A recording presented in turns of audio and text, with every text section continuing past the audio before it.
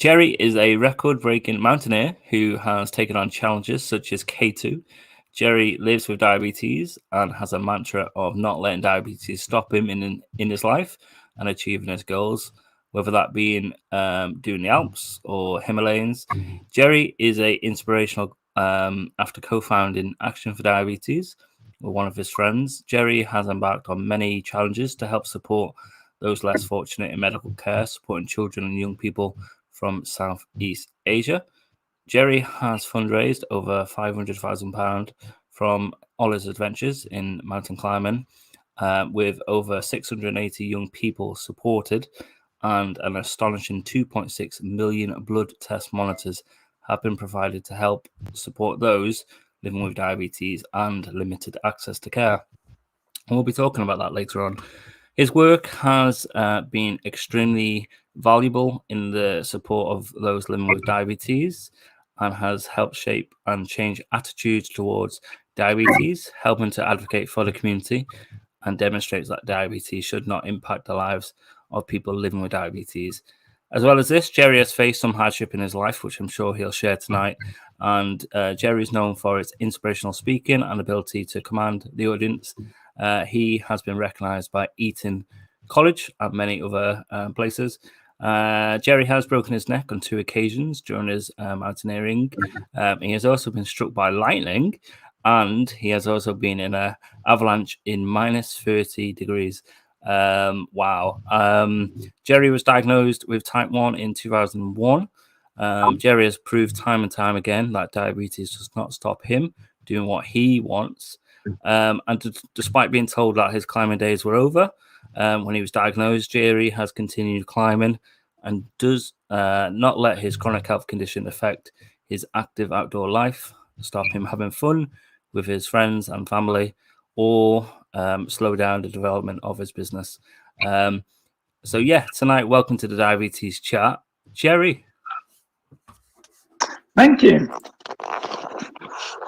What an amazing introduction there, and I must thank Gary for helping put that together. I think that really that is outstanding. And tonight, there's some very interesting things in there that we'll definitely talk about. And if anyone has any questions, you can hashtag Diabetes Chat, or you can request a microphone and come ask the question to Jerry himself. So Jerry, obviously I sent you a message earlier on today. We're going to start with some just quick fire questions. So just sort of like quick sort of answers really, rather than going into it, because later on we'll go into more detail about things. And then we're going to talk a little bit about who you are and your sort of adventures and expeditions, and then the lead up of you being diagnosed with diabetes. We'll talk about your diagnostic, your journey with diabetes, and also the sort of how you've basically carried on with fulfilling an active and physical lifestyle when told you wouldn't. And then we'll talk about the amazing Action4Diabetes, which you launched in 2015. So lots to get through over the next hour or so. Let's start, shall we, with our quick fire questions. What is your name and occupation? So my name's Jerry Gore, and I'm a manager, motivational speaker.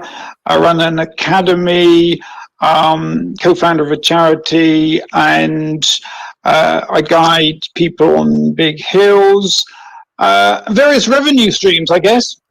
Brilliant. When were you diagnosed with diabetes, and how old were you? So my memory is rubbish, but I remember this date, 31st December 2001. I was 40 years old. I just come up for my 40th birthday, so it's a great birthday present. And I was diagnosed. I got all the symptoms, got the whole thing over and done with in 4 days. 5 days, sorry, 5 days. Wow. Do you finger prick or use smart technology like Flash CGM? Both, because I find I use the Abbott Freestyle Libre, and I find it's not great. Mm-hmm. And so I use finger pricks definitely, but I use CGM also as well. Brilliant. With your finger pricking, do you change your lancets every day? No. Do you use insulin pens or pump? What do you prefer if you've used both? I've used both, and I prefer pens. Why? Because basically I don't like the tubing, I don't like the occlusions, I don't like the thing going wrong, I don't like it because it doesn't work well at altitude, I don't find it's durable, and I just prefer the freedom of pens. Yeah. I'm a freedom lover, and I find CG as a pump just restricts me and my freedom to operate and do stuff and travel and live a free life. That's fair enough, isn't it? Are you hyper aware? Yeah. What symptoms do you have of hypos, Jerry? So my hands start shaking a bit. I sweat, and energy starts draining from my body, mostly my arms, especially when I'm climbing or cycling, from my legs. And yeah, I just start feeling a bit weird, a bit muzzy.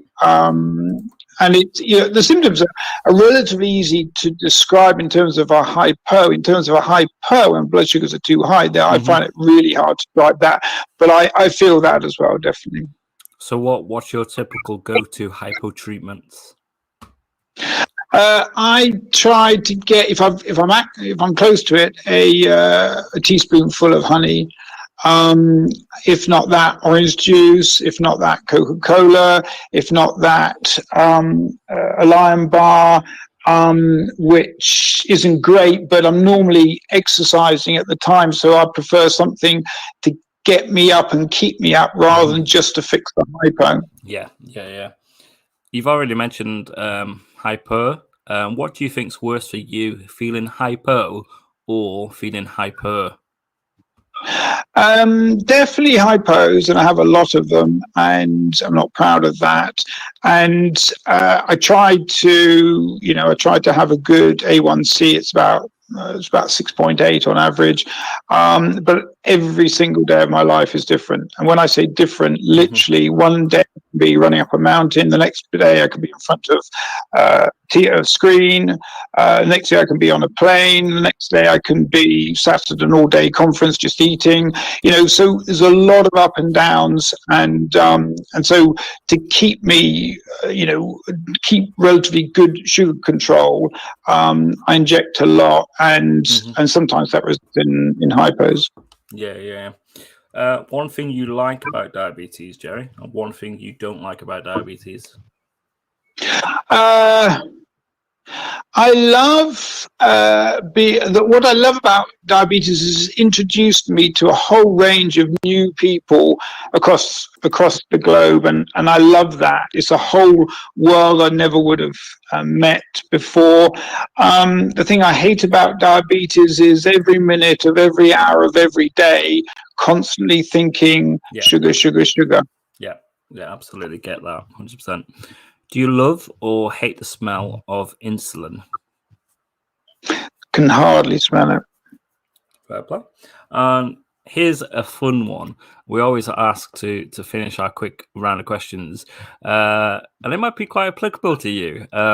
It says, if you're on a desert island, what 3 things would you take?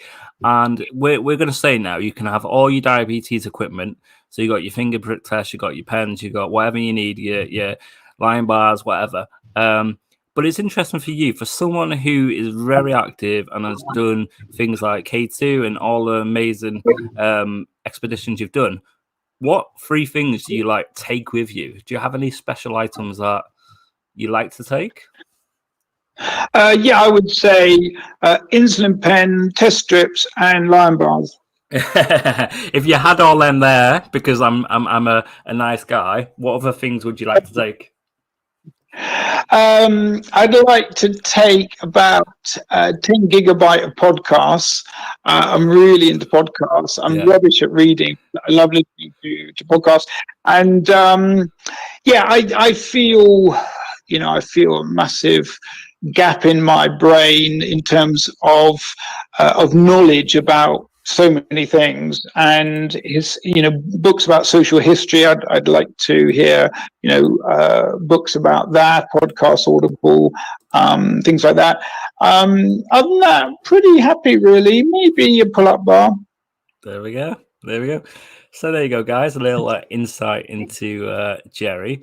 So what we're going to do is we're going to crack on and I'm going to get to know you a little bit more. I've got some questions. And yeah, you've got me tonight, Jerry. So I'm hosting tonight.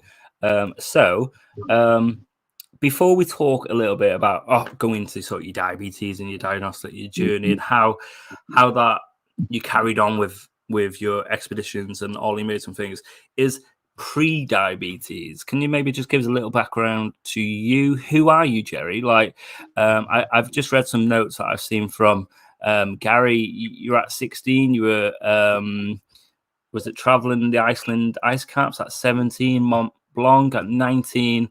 Looking at the 75 Classic Peaks. And then you were also in the Royal Marines as an officer. So please just give us a little insight of who you are, Jerry, and what you've done. Okay, well, I'm just a bloke, really. 2 legs, 2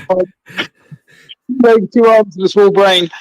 No, I'm an adventurer, I suppose. I'm lots of different things, but I'm an adventurer. I like adventure and I like exploration, and I like learning and doing stuff. So when I was 10 years old, I went on a John Ridgway School of Adventure course at the top of Scotland. Most of the people on the course were 16 or older. I was 10. Wow. And I remember leaving home, going on a train all the way up to right at the top of Scotland and just abseiling off cliffs and climbing up mountains and running with people who are much better than me and sailing and canoeing and doing a lot of outdoor stuff and just loving it. My first expedition was when I was 16, 1977. I crossed the southeast ice cap of Iceland. That was really amazing. It's a 5-week expedition.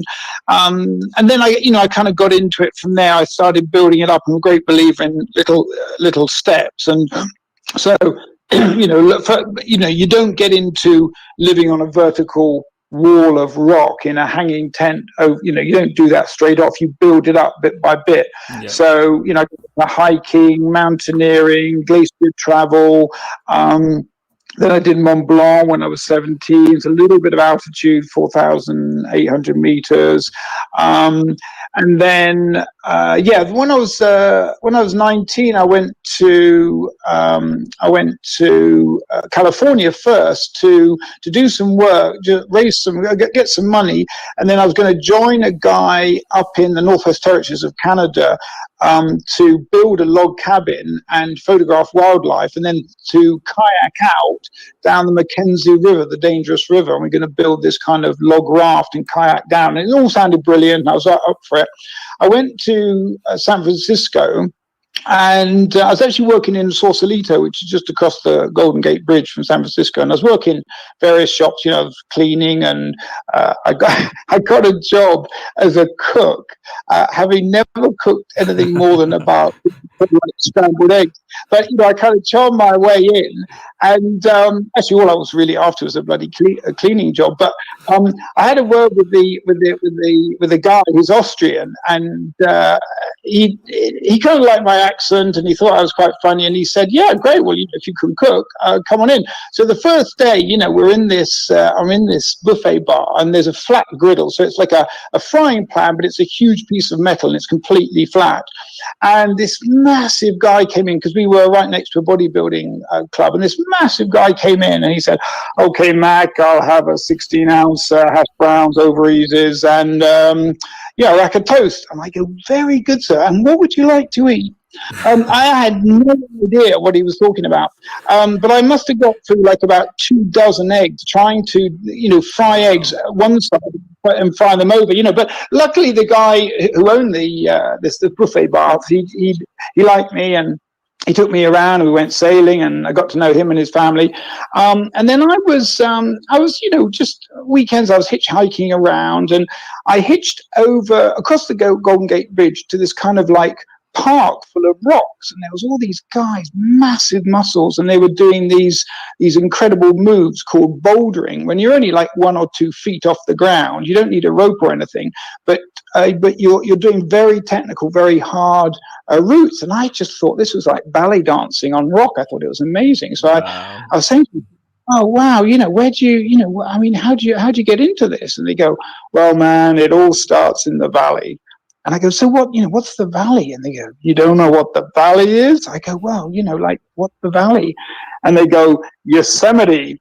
And I kind of, in the back of my mind, had this idea that Yosemite was a national park, but I didn't really know about it. And the guy said, well, if you're keen, we'll pick you up Friday night. We'll be the other end of the bridge, and we'll take you to the valley, and we'll do a bit of climbing, right? And I hadn't really done much technical climbing. So anyway, I stuffed into the back of this Datsun pickup, and we were driving through the night, and it was getting cold, and I only had a T-shirt on, and, we're obviously gaining height. And when you were kind of getting into the mountains, but I couldn't really see anything. And then, it was like 1 o'clock in the morning. The driver just said, okay, P-brake, we all got out. And the guy said, hey, I want to show you something. And I was a bit worried, it's just like these big hairy males. And anyway, so he took me round the corner of the road. And there, by the light of a full moon, I saw the southwest face of El Capitan, 1,300 vertical meters in front of me. So, I mean, that's like, sorry, not 1,300, 1,000 vertical meters of rock. So, that's like a kilometer in front of you vertically. So you look up vertically 1,000 meters, and it was love at first sight. And I thought, yeah, I need to do some playing here. So anyway, we went into Yosemite Valley. We did some climbing. I fell in love with the whole big wall thing, and that's like living on these vertical walls in these hanging tents. And that was kind of the start of my apprenticeship. But then anyway, then I had to get up to Canada, because it was the start of meeting up with my mate Chris, and we're going to go and build this log cabin and all the rest of it. So I packed in my job, cooking burgers, because I was never very good at it.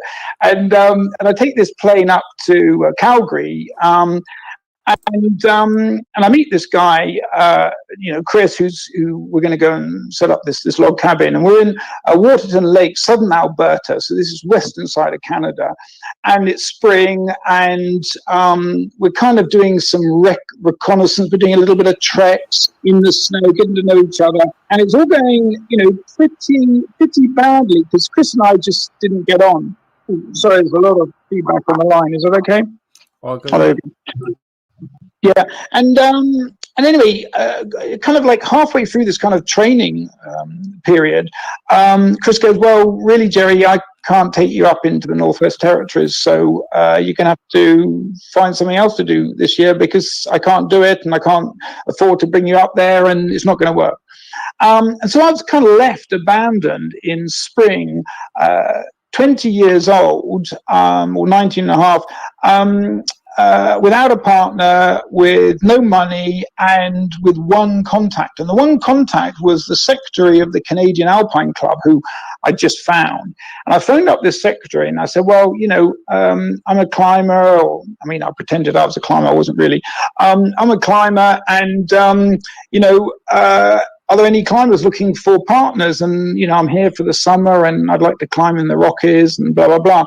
And this lady is really kind. She said, well, there's this guy called Jim Comfort, and he's got some sort of project going on in Banff. Banff's like the capital of the Canadian Rockies. So I phoned this guy up, and Jim said, yeah, well, great. Come on up, and we'll give you a trial. And I'm thinking, trial for what? Anyway, I met this guy, and he picked me up, and he basically explained that he was running a thing called the Alberta Rockies Mountaineering Society, and the aim was to climb the 75 classic peaks of the Canadian Rockies, because this was 1980. That's the 75th anniversary since Alberta became an official province of Canada. And to celebrate it, the Alberta government was giving away lots of money. And Jim had picked up on this, and he wanted to climb the 75 classic peaks, and he needed a climbing project manager. In steps Jerry Gore. So I go, I'll be up for that. I mean, I might be only sort of 19 and a half, but, I'm up for a bit of adventure. Show me where my sleeping bag is. And anyway, he literally sort of kitted me out. He gave me a team, and I ran the whole project, and I just climbed all summer, and we did all the 75 classic peaks. I met Princess Margaret, met a bunch of people, lots of VIP trips. It was just an amazing start to my sort of climbing career. I then went back to the UK. I joined the Royal Marines. I did a short service commission as an officer in the Royal Marines. I got my Green Beret. I got Commandant General's Commendation, Best Royal Marine in 1983 for saving some Norwegians in Arctic Norway. And then I finished my commission, and I went to Loughborough, did a degree in exercise physiology. I then joined Field and Trek, because I was into marketing, and I was a marketing manager. That didn't work out, so I managed to get a job in Cotswold, just as working in the shops. This is like 1990, and I got on really well with the owners, Tony Ingham and Charles Barwell. And they made me the shop manager for the new shop in Betws-y-Coed, Cotswold Outdoor, which is actually rock bottom because they built a bigger one. But anyway, I set up the shop there. I got all these amazing climbers to work for me, like people like Tim Emmett and Andy Kirkpatrick and all these guys. And a really good scene. And then I was invited down to the head office in the Cotswolds. I became the marketing director. And then I sort of developed the company and marketing and outdoor industry by taking, the outdoor industry to the clothes show and getting Gore-Tex on, in sort of as a high street fashion thing. And that all went well. And then sadly, at the end of the 90s, I was made redundant, and then I was left kind of bereft. I had a young family, two girls under 7. I didn't have a job, and on top of that, I was diagnosed type 1 diabetic. Wow. So what a journey! what an impressive journey! Like you've had and experienced, and the culture, and it's just absolutely fascinating. So you then say you were diagnosed with diabetes in 2001, right? So please share with us a little bit about that then, your diagnostic, like what symptoms did you have when you were diagnosed with diabetes? Have you got any sort of early stories you'd like to share? Like how long you were in hospital for, and how did you feel like at that time you were diagnosed, and how was it for you and your family? Very challenging, and then also for them to say, hey, your climbing days may be over. Like how did you feel? Lots of questions there, Jerry. I'll throw that back straight at you. I'll try to remember all of those. I'm rubbish at answering. You probably already worked out. So I was full of self-doubt. I'd done pretty well as a marketing director at Cotswold, but then I'd been made redundant, and I was getting marketing consultancy jobs, but 6-month jobs, and it wasn't really my. I was based in the Cotswolds, which I don't know if you've been there, but it's a lot of sheep and a lot of antique shops. It's not my sort of place, and so I'm kind of looking for what I'm going to do with my life, and I'm a hard worker, and I thought, okay, well, I need to get re-qualified. I need to get up-to-date marketing diploma, and even though I'd done a degree in it years ago, marketing moves on a lot. This is .com boom, early 2000s. So I start an intensive 5-week 5-weekend course doing a marketing diploma at Maidenhead with the Chartered Institute of Marketing. And boy, was it intensive, because the first weekend they worked us really hard. So I'm like 40 and the rest are like, late 20s, early 30s, really clever young people, keen to get on the ladder, on the corporate ladder. And they worked as hard, working till 2 o'clock in the morning, Saturday morning, same on Sunday morning. And then about 11 o'clock Sunday morning, having worked pretty much non-stop for 2 days and 2 nights, they sprung an exam question on us. And I hadn't answered exam questions for years, That's like age 40. And there was this shock. I could remember, because I always do my best. I try my best, and I really try to answer the questions and what have you. But I've got various learning difficulties, and I just panicked, and I just tried so hard to write the right answer over. It was a 2-hour exam, and anyway, we finished that weekend. I get in the car. I'm driving back on the M4 from Maidenhead down to the Cotswolds. And it was a rainy night, and the people rushing home. They want to get home to get to bed to start the week, and the next day. And it's just a kind of rainy, drizzly, grey, motorway environment. And these cars are passing me, and there's rain splashing on the windscreen. I'm just in my own world of kind of worry and self-doubt, and I felt so tired. And then I just kind of went blind. I looked at the license plate in front of me, and I couldn't focus. I just couldn't see the license plate of the car in front of me. It's just gone all fuzzy and grey, like I'm in this fog. And I look out at these drivers passing me, and they're just a blur. And I kind of thought, well, it's they're just going fast, and obviously it's going to be a blur. And then I realised everything was a blur. Yeah. And I didn't know it then, but my sugars were really high. I was at like 30 millimoles of sugar, but I didn't know that at the time. So anyway, I slowed right down, and I managed to creep home on the back roads. Got home just desperate to talk to my wife, Jackie, who is ex-paramedic. And I get in, and the kids were already at bed, so I couldn't say goodnight to them. And I'm just feeling awful and drained and knackered. And Jackie says, well, so, you're obviously in a bad shape. Well, give me some symptoms. And I said, well, I'm really thirsty. I'm just drinking gallons. I've got no energy. And I've got this kind of weird, like, fungal infection. But the worst thing is I can't see. Everything's a blur. And she literally, Jackie is an amazing person, as you'll kind of get to know. But she kind of just went, sounds like diabetes to me. And I go, oh, what the hell was that? I just had no idea. Yeah. And he goes, well, it's this thing to do with your pancreas and insulin, and I think by then she'd actually dried up in terms of her knowledge of type 1 diabetes. But she said, what you need is a blood test. Yeah. So tomorrow morning you're going to go to the surgery and you're going to blood test. And she kind of drilled it into me. So the next day I go along to see my doctor, and I'm not going to say any names because it gets people into trouble. I saw a doctor, and he's a GP, and he's a climber as well. And, we go climbing walls together and stuff. He's a lovely guy. And I tell him everything, and he goes, Jerry, come on, you're not diabetic. You've been overdoing it like you always do. Take a week off work, and you're...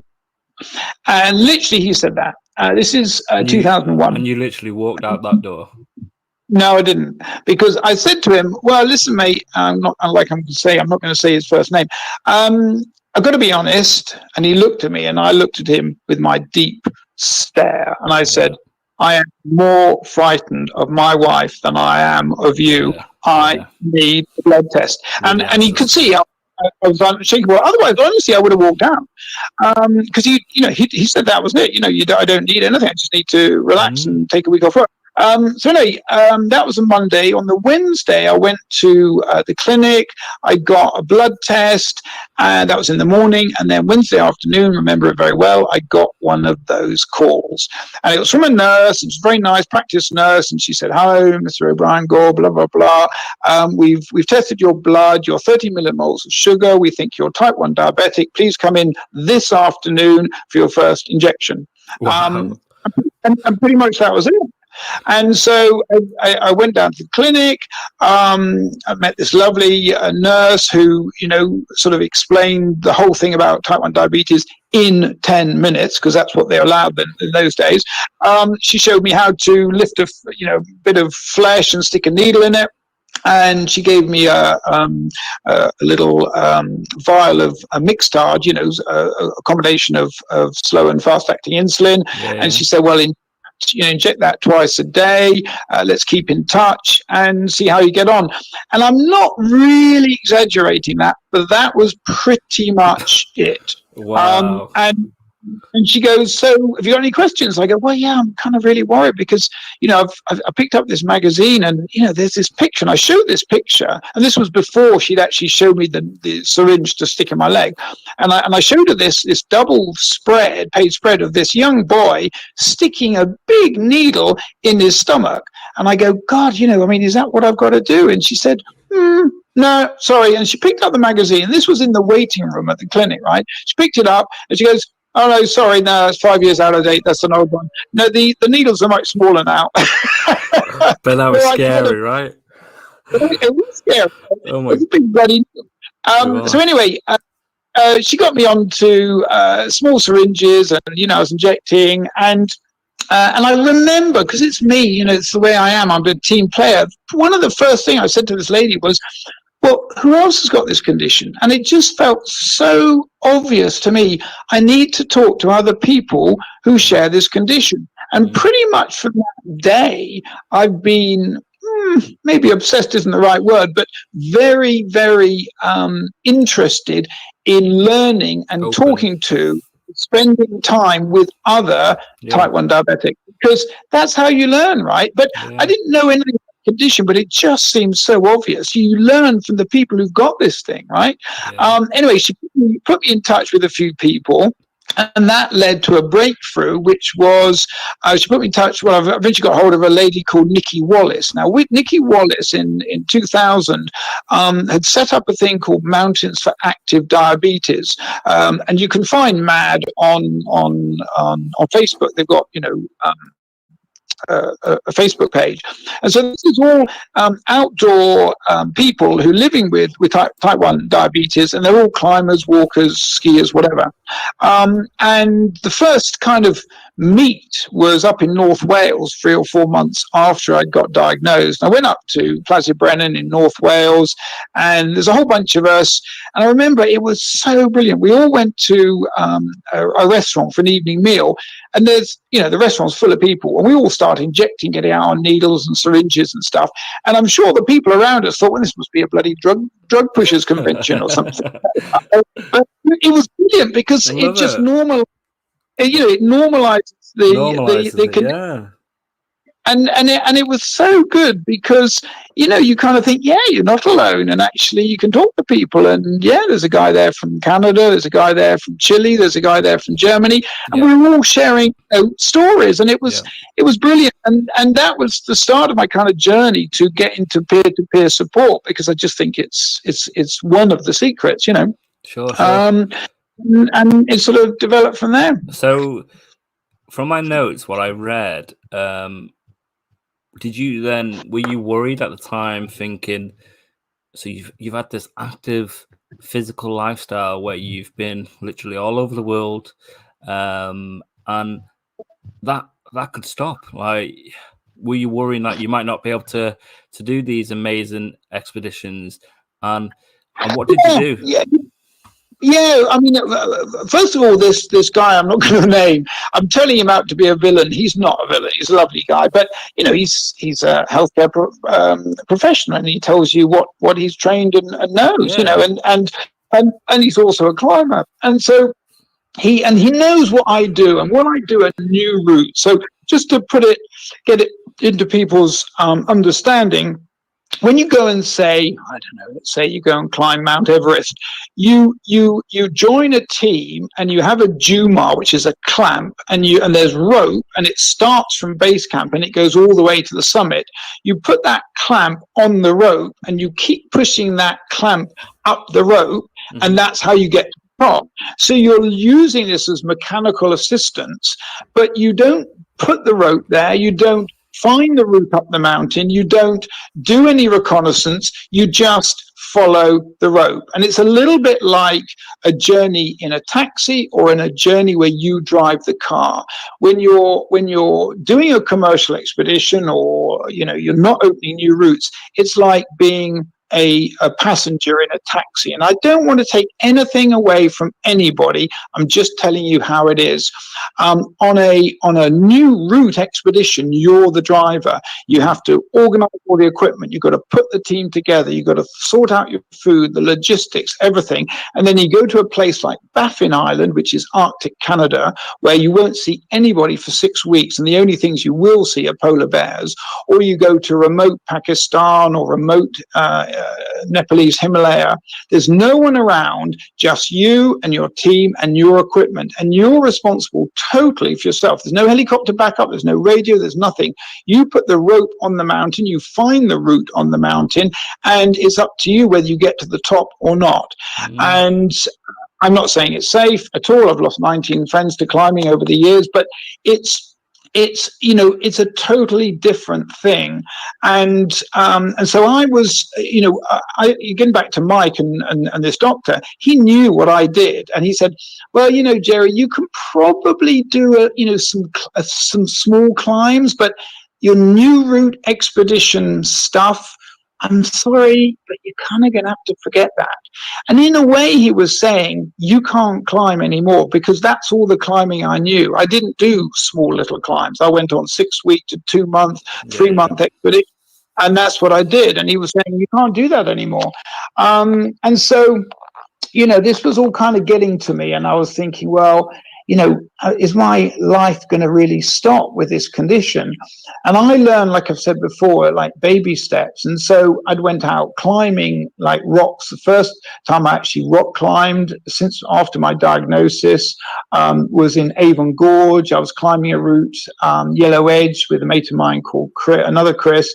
And I climbed. And okay, you don't need to know the details, because it's an extreme climb. So you're hanging off your fingertips and you're putting little pieces of metal the size of your thumbnail into cracks, and that's your protection. So if you fall, those little bits of metal will hopefully arrest your fall.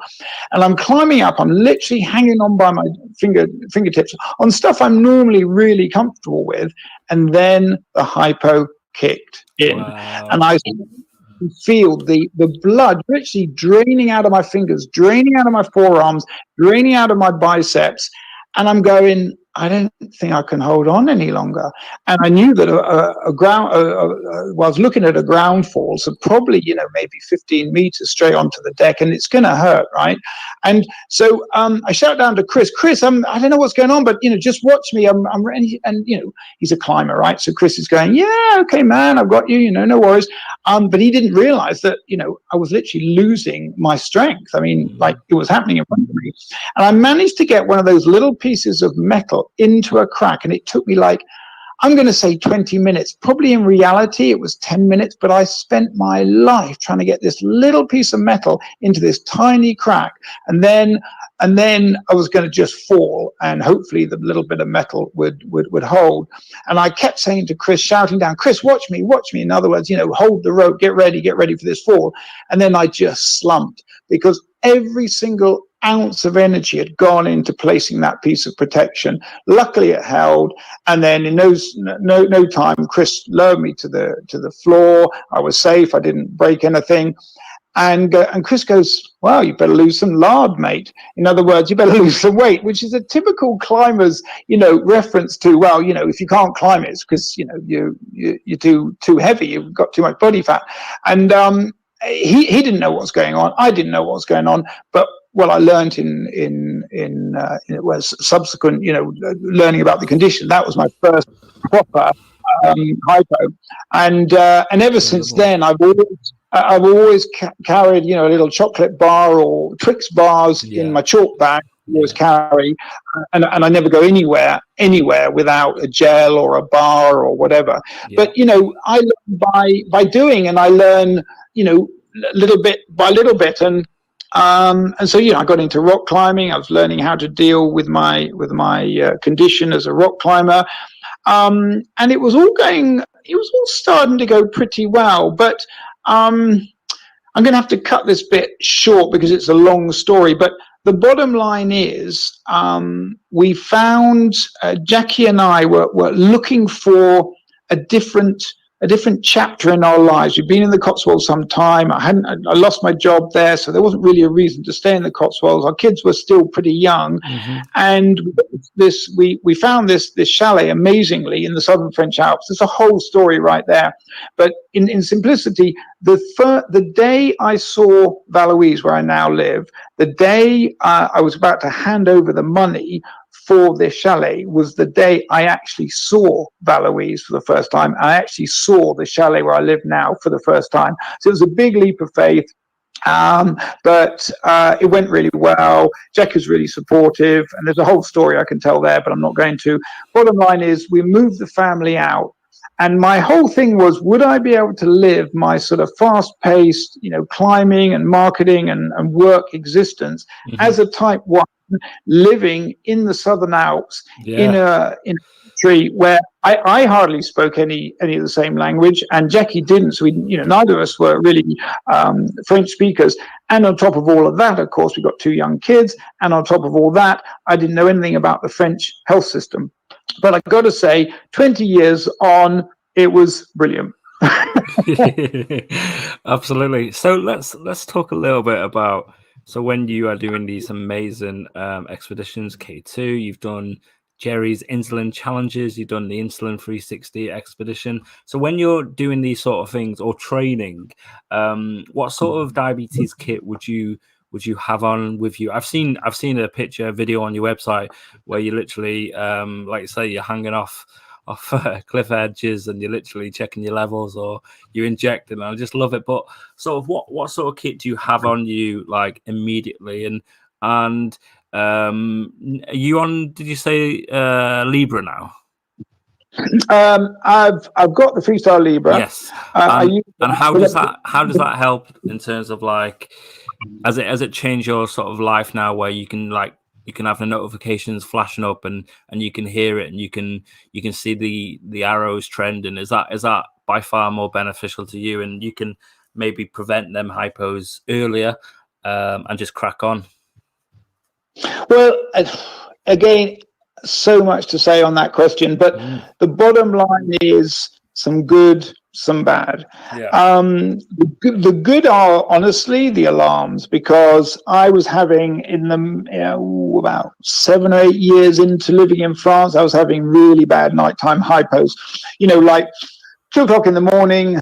Jackie, my wife, wakes up because the bed's covered in sweat, and her lovely husband is literally this grinching, horrible, monstrous thing that's gritting my teeth and screaming. She's got videos of it, and I can show these videos. They are horrible, and I'm like this monster. And what she's then got to do is very gently, very quietly, introduce a little bit of honey into my mouth, into my gums, get a little bit of sugar in there. And this takes like 30 minutes, and I'm thrashing around. Then she introduces a little honey sandwich into my mouth, and that gets my blood sugars up to a stage where I'm sort of compos mentis. Then she leads me into the bathroom. I have a shower. She has a shower. We strip the bed. We put new bed sheets on it, and I go straight back to sleep because I'm knackered and I've had a huge hypo and blah, blah, blah, and I can sleep. I've always been able to do that. But it's like, 4 o'clock in the morning, and she's awake, and her day had already started at 2. And at one stage in my diabetic career, I was having one of those bad nighttime hypos a week. And that was really bad news for her, bad news for me, bad news for our kids. And it wasn't great. And that's what made me go onto the pump. And that helped a little bit and get better control. And then eventually, I got CGM, and the CGM has helped me a lot because it's got these alarms, which I've only discovered in the last year, actually. And the alarms are brilliant, especially the low alarm. And because, each day is so different, because I'm doing so much variation, eating, food, exercise, the whole thing, I do have, ups and downs, and the alarms are great for that. And especially the alarm the hypo alarm. So it'll wake me up in the middle of the night, and it tells me I'm low, and then I eat something, and then I'm okay. But before the alarms, it wasn't. Well, before the CGM, it wasn't great. No. And so the CGMs definitely helped me. But the bad news about CGM is I'm very trigger happy. I just am, and I hate it, but I just am. As soon as I see the blood sugar shooting up, I'm banging in insulin, and it's not great, and I'm not proud of it, and I try to control it, but I'm a normal human being. Yeah, and, it's you doing you. There's no set way, and you can do whatever you feel best to do. And of course, I'm sure you speak to your teams and stuff. But you can, I can see the huge impact of the technology, how it's not only helped you but also your family, your wife. That's huge. So what about with sort of physical activity, bringing it back before we talk about Action for Diabetes? Let's bring it back to sort of exercise and your expeditions. And I know not long ago when we last spoke, you were doing a cycle event and stuff. Like, how does the technology help with that? Like because I guess, like you say, you can set the alarms at the level you want to, and you can hopefully prevent it, I guess, much sooner. Well, let me first of all let me tell you some of the things I've learned, and that that my kind of philosophy to this condition. The first thing I've learned and I believe in is adapt your diabetes to your life, and not your life to your diabetes. My whole thing about diabetes is it's all about motivation. You can have, you can do everything perfectly, but if you're so fed up and depressed, and I know a lot of type 1s like that. I know type 1s who won't even go to a restaurant because they're just so worried about what food they're going to get served and whether they're going to hypo, that they stop having good control. And that happened to a friend of mine. She got really demotivated in her teens, like she was 18, and she wanted to be the same as everybody, and she stopped testing, and she wasn't motivated, and by 25 she was registered blind. So I know it can be bad, and I know for me motivation is the most important thing, and it's about adapting my diabetes to my lifestyle. And I love climbing, I like sport. But the other thing I've learned about diabetes is exercise. And I can't explain the physiology, and I've asked lots of endocrinologists this, but exercise works. But it's got to be a minimum of 30 minutes of exercise a day, exercise that increases your heart rate, and that really helps me control my blood sugar. So every day I will try and do at least 30 minutes of fairly, not hugely, but fairly intensive heart and training. Nothing like running 100 meters or sprinting up a mountain, but something that will increase my heart rate, and that will really help me, not that day but the day after. So exercise, I learned very quickly, was very important for me, and I found it was really beneficial.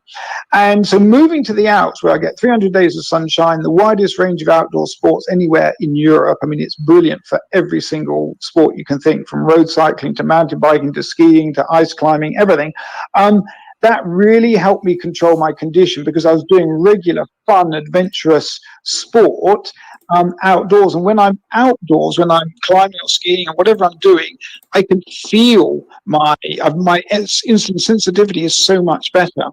And so everybody goes, well, how can you do all this climbing stuff? And the reality is, I don't get hypos when I'm on a mountain. I get hypos when I sit in front of the computer, because I stop thinking about my diabetes. I stop, thinking, or can't feel all the signs so readily as when I'm outdoors doing something active.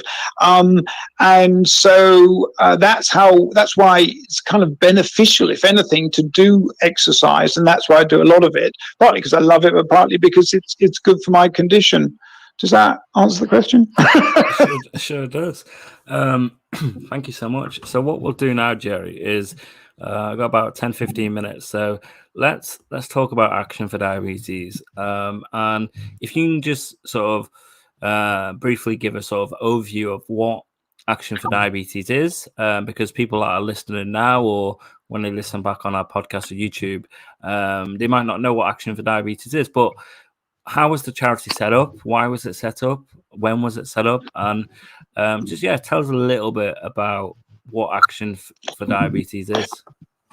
So 2006 was my tipping point. I've been trying to climb the hardest extreme mountain climb on each of the 7 continents, and the hardest big wall climb in Africa was in Andrinka Park in southern Madagascar. So I'm down in southern Madagascar. We've got this 900-meter vertical wall with a team of pro climbers. They're really brilliant, and we open this route on this big, very steep, very hard, very technical, literally finger edge climbing, and we do that. And the end of the trip, we're in southern Madagascar, and our guide, the guys helping us, took us to this local market, and it was just an eye opener. I've been in quite a few poor countries in my life, but I went to this market and I met this lady, and on her little tarpaulin, she had like 4 tomatoes, 1 cucumber, and a couple of onions. And she was hoping to sell that for then, this is 2006, about $1.50 to maybe $2. And those $2 would feed her and her 4 children for the following week until the next market. Is he gone? Oh, can you hear me?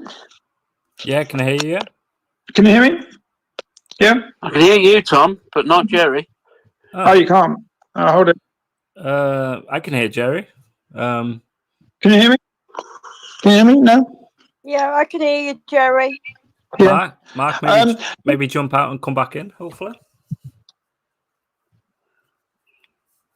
Go on. Yeah. Okay. Go on, Jerry. Sorry. And I was talking to our guide, and I was saying, well, I mean, how do people survive here? And he goes, oh, everybody's really happy. And there's lots of stories I can tell you about Madagascar. It's an amazing country. The people are amazing.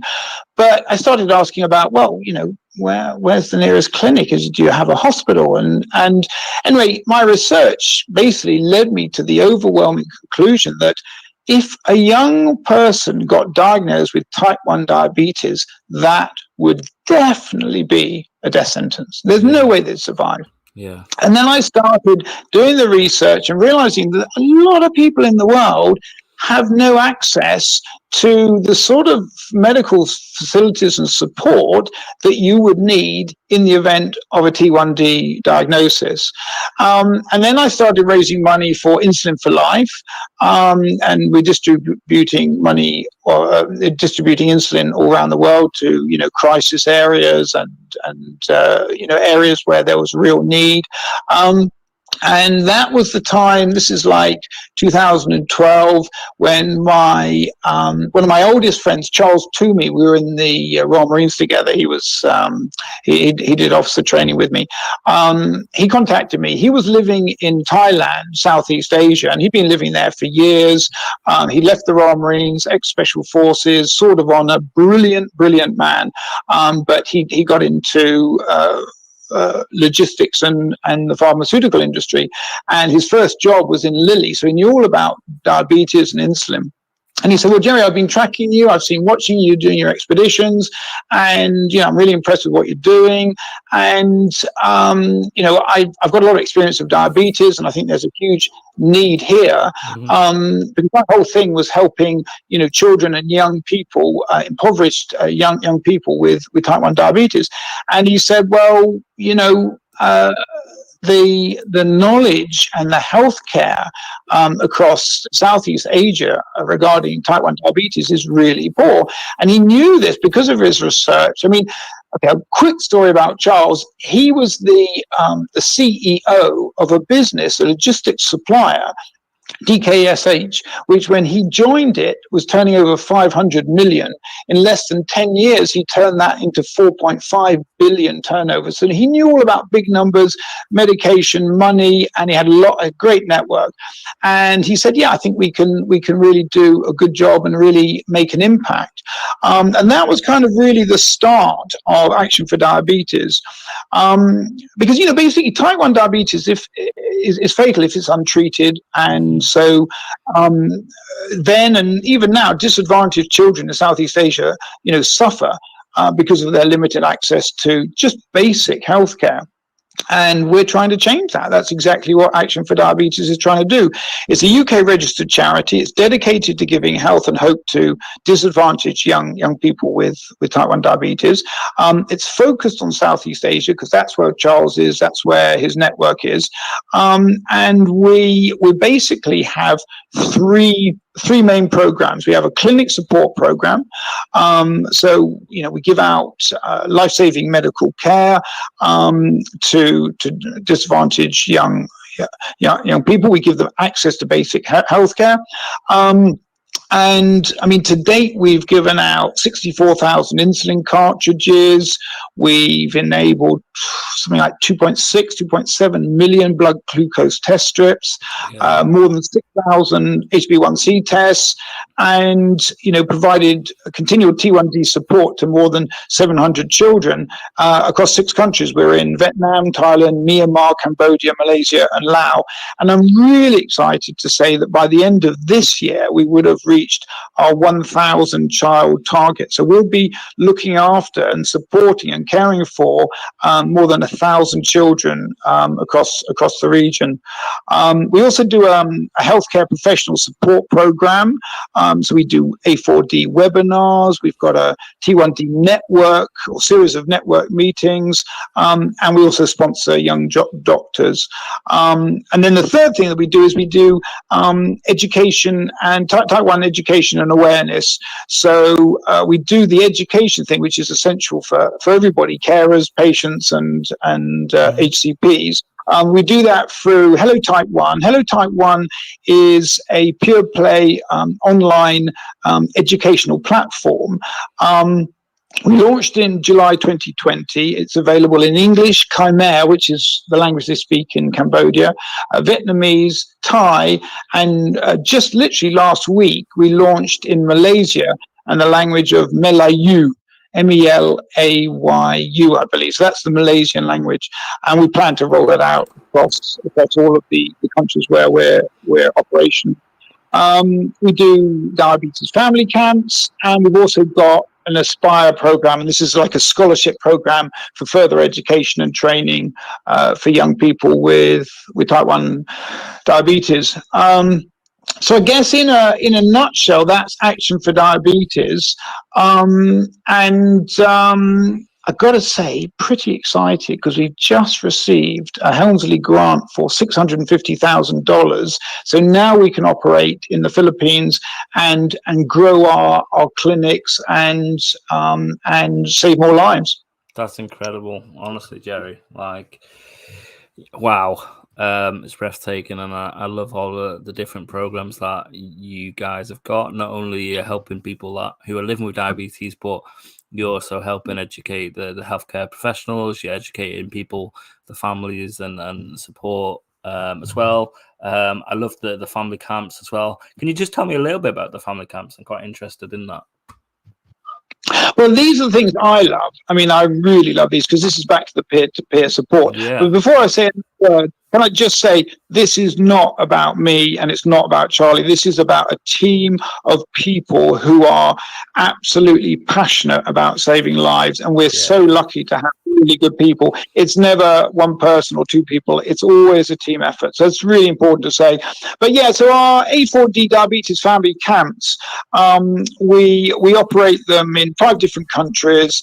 And we basically, they're anything between a 1-day camp and a 4-day camp, and it just depends on the area and the money available and the country as well, because I can't say the name of the country, but you can probably guess some of the countries where we operate. It's pretty brutal in terms of the conditions and the clampdowns and all the rest of it. And I can't say the name of the country I'm talking about, but you know what I'm talking about. Sure. And so we run these camps, and I get very much involved, and we take these kids and we take the carers and we bring on healthcare professionals and people who know what they're talking about. So nutritionists are really important, people who can play games and encourage children to learn by having fun. That's the best way. and not make it, education through fear. This is education through inspiration, and that is such an important message. And so, we're not giving these kids lots of numbers and putting the fear of God into them. We're going, it's okay. You can live with this condition. It doesn't matter if you get it wrong. You've always got to try your best. But let's have some fun. Let's play some games. Let's do some stuff. And we have lots of children-friendly games. A lot of arts and crafts stuffs. We do Tigger tag. We do all sorts of different stuff. But it's active and it's outdoor and it's fun and it's obviously all in local language. We have lots of translators and stuff. And we try to, motivate the kids. That's really important. But the kids are pretty motivated anyway. But the people we really work hard on are the carers. So these are often the parents. Sometimes it can be an older sibling because, I can tell you some stories, but just a quick one. There's a mother with a 6-year-old child in the middle of the jungles in Cambodia. She was living under plastic. Alone, frightened, with no money because her partner had kicked her out of the family along with her child. He had to look after the 4 other children in his family, and he kicked her out because basically he couldn't afford any health care for this ailing, sick child who obviously had type 1 diabetes. So you can imagine, we talk about problems in this country. Yeah. There's a woman living in the plastic with nothing, no hope, no insulin, nothing, and her kid is falling apart, dying. It's a death sentence, isn't it? It's absolutely different. And so when these kids come to us, we have to be really careful and not just jump around and say everything's great, because in many cases it's not. You have to really help them and get their confidence and encouragement, But it's so amazing what sort of you obviously talked about what you've used and what we use here in the UK, for instance, but what sort of technology are they using over there in Southeast Asia? Are they blood machines? Is it syringes? Is it pens? Please tell us a little bit about it. It's interesting to hear. It's super basic. We would love to give them pumps, pens, and CGMs. We can't give them any of that. All we can do is give them Mixtard, so that's a mix of basal and bolus. We give them syringes, and we give them 4 strips a day to test. So get their own glucometer, and these glucometers, more and more, not in every country we operate, but more and more are Bluetooth. So we can get we can do some telemedicine and get some of the results and analysis back to the healthcare professionals who can live up to 700 kilometers away from where the actual child is. And we measure everything because Charlie, like I said, he's been in that part of the world for years, and fraud is rife. And so we are really careful to measure every drop of insulin we give out, every test strip, everything. And now we're doing a lot of research, and we're publishing papers, and we're presenting them, at like conferences like European Society of Pediatric Endocrinology, ISPAD. We're starting, and because we're the first people in countries like Laos. Before we got into Laos and started saving lives in 2015, there weren't any diabetics because they're all dead. It sounds horrible, but it's true. And so we're publishing papers now. We're monitoring. We always record stuff. That's Charlie's background. We've got a great team of people who do that. But to get back to your question is, they literally have the basic injectable insulin, so these are cartridges full of Mixtard with syringes. Some patients in some clinics in some countries, they're on basal bolus. We could never afford like a Freestyle Libre CGM unless there's any great donors out there listening, and we can't afford pumps. Of course, we'd like to get there. Of course, we want to give them the best that we have here. But when I talk to some of the people who work for us in places like Thailand or Cambodia, and I go, we've got closed loop systems, and they're free on the NHS, and any kid can get them in Britain. They just roll their eyes and go, I wish. Yeah, absolutely. But honestly, what you are doing to them people, you are giving hope, and you are providing the support for them. So it's incredible everything that the team of Action4Diabetes is doing, and just keep it up, really. And it's amazing all the programs that you're doing. And thank you so much. That's That's great. So honestly, Jerry, tonight's been really, really fascinating. Just like sitting back and just like listening to you share your stories with us, and making it very personal as well. Like talking about how diabetes impacted you with home life, with your wife Jackie, with your two children, your two girls, and how it's sort of changed when you moved over to a different country. And I think finishing talking about Action for Diabetes, it was really, really fascinating. Just to finish, really, is how can people check out more information for Action for Diabetes, or check out all the adventures that you've been on? How can people support Action for Diabetes in sort of donating or fundraising, like, or getting involved or checking out more? What can people do? Well, the first thing is I'm going to mention two websites. The first one is Action4Diabetes.org. So that's our main website, and it's pretty easy to find. A4D stands for Action4Diabetes.org, and you'll find all the contacts and details there, and you can reach out to me there. My own personal website is jerrygore.com. That's JERRYGORE.com. Very simple, all together. jerrygore.com, no spaces. And again, all my contact details are there. Yeah, I've got more. Every year I do an insulin challenge to raise money for Action for Diabetes, and you've all the list of all my expeditions, all my JICs, Jerry Insulin Challenges. They're all on my website. So if you want more, it's all there.